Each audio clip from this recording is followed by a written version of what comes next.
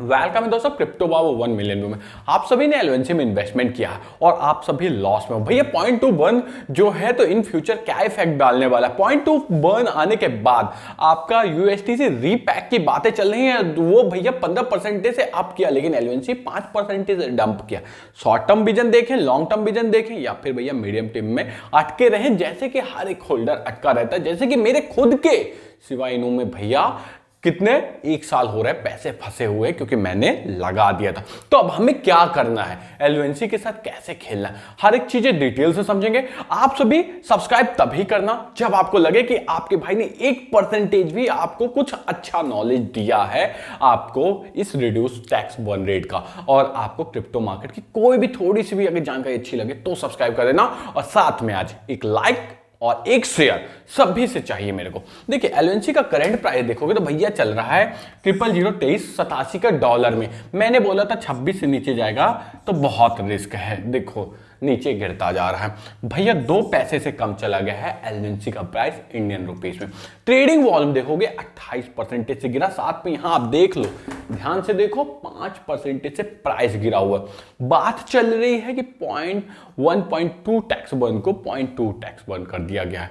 अब ये किया क्यों गया, सबने बता दिया भैया बर्न हुआ, इसका इफेक्ट क्या पड़ेगा, इससे हुआ क्या, स्क्रीनशॉट देखो।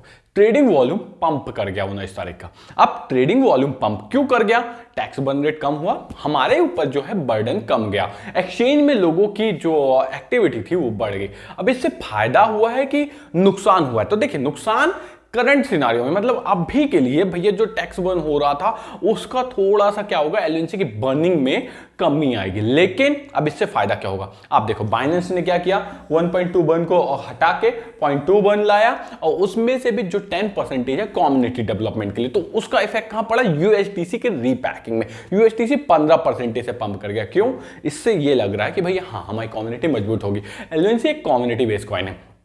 देखिए एलवेंसी की सबसे बड़ी प्रॉब्लम क्या है, यूएसटीसी है। अगर यूएसटीसी पंप करेगा तो एलवेंसी पंप करेगा, यानी और यूएसटीसी नीचे जाएगा तो एलवेंसी नीचे जाएगा। इसलिए यूएसटीसी को भी बढ़ाना जरूरी, जो कि बाइनेंस को पता था। इसलिए बाइनेंस ने क्या किया, 10% 0.2 बर्न का इसमें अप्लाई कर दिया। अब जैसे ही टैक्स बर्न कम हुआ तो भैया OKX एक्सचेंज ने भी बोला हम भी तैयार हैं भैया, कितना 0.2 बर्न टैक्स को अप्लाई करने के लिए। हम भी एलवेंसी कम्युनिटी की बात को मानते हैं, इससे वॉल्यूम बढ़ेगा, और वॉल्यूम का मैंने आपको स्क्रीनशॉट दिखा। अब क्या हुआ कल भैया, Crypto.com ने कल भैया अप्लाई कर दिया एलवेंसी टैक्स बर्न रेट को। क्यों, पहले तो नहीं अप्लाई कर रहे थे, अब इसलिए अप्लाई कर दिया गया। क्या 0.2 बर्न करने से कोई इतना ज्यादा इफेक्ट नहीं पड़ने वाला है, 1.2 बहुत ज्यादा हो जाता है। अब ट्रेडिंग वॉल्यूम भी बढ़ेगा, प्रॉफिट भी बढ़ेगा। 0.2 चला भी गया तो एलवेंसी के डेवलपमेंट में इनको लॉन्ग टर्म विजन का प्रॉफिट दिख रहा।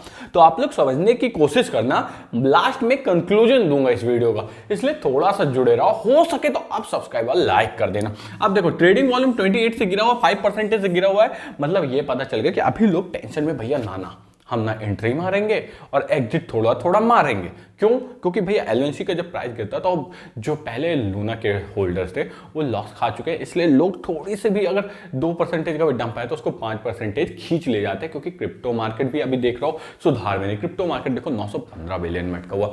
आपका भैया बिटकॉइन 19,117 डॉलर में चालू है। इथेरियम भैया फिर से बैंड बजा रहा है, 1300 से नीचे आ गया, 1290 डॉलर चालू। इसलिए लूना फिर से ना लगा दे चूना, इसलिए थोड़ा ध्यान से समझना। रैंकिंग देखोगे 34 से कल भैया ये 35 को टच कर गई थी। मार्केट कैप आपका 1.573 बिलियन हो चुका, जो कि भैया 2 बिलियन को टच करके आया था, यानी यहां से अपना 20% के आसपास ये डाउन आ गया है अपना मार्केट कैप 1 महीने के अंदर। अब आपको बता दूं Crypto.com ने 20 अक्टूबर को कल शाम को 5 बजे कर दिया।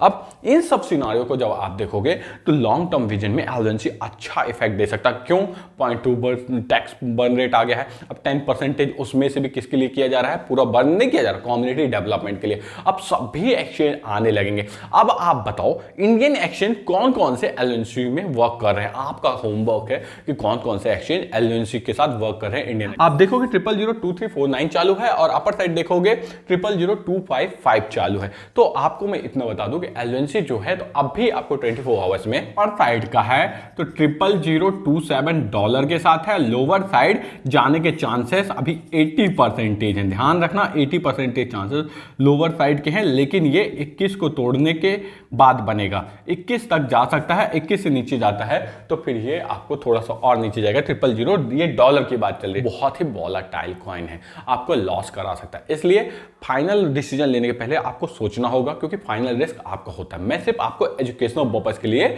वीडियो देता हूं, इसलिए आप अपनी रिसर्च जरूर कीजिएगा। और आपको लॉन्ग टर्म विजन के लिए अगर जुड़ना है तो रेगुलर मेरे साथ एलओएनसी के लिए जुड़िए, मैं आपको रेगुलर अपडेट देने की कोशिश करता हूं। ओके फ्रेंड, हो सके तो अपने दोस्तों को शेयर कीजिएगा और जितना हो सके लाइक कर दीजिएगा। Thank you friends.